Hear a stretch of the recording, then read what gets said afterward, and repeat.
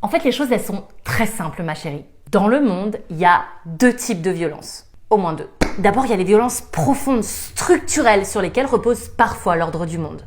Des choses comme la colonisation.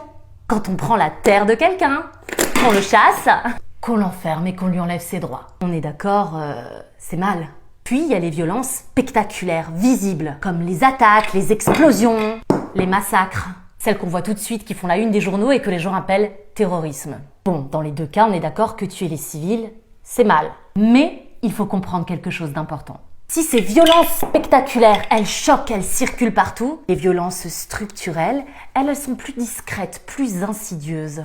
Elles grignotent la terre petit à petit. Elles enferment les gens, détruisent leur vie lentement, mais sûrement. Souvent, les violences spectaculaires, eh bien, elles naissent de là. Elles sont nourries par ces violences profondes et structurelles. Je ne dis pas que ça les excuse, parce que tuer reste tuer, mais ça permet de les comprendre. Et de les voir aussi comme une forme de résistance.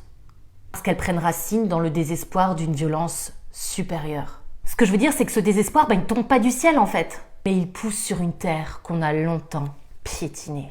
Et puis si on condamne que les explosions, mais jamais les systèmes qui écrasent les peuples pendant des années, on s'attaque jamais à l'origine du problème, quoi. On fait que recycler la violence, quoi. Alors quand on interroge nos politiques sur ces sujets, eh bien d'accord, monsieur un tel, coloniser la terre de quelqu'un, c'est mal, non? Torturer ou tuer des milliers de civils, c'est mal, non? Bon, au mieux on récolte quelques grognements maladroits, ou alors, nous condamnons fermement. Et condamner, ça change rien pour ceux qui souffrent, en fait.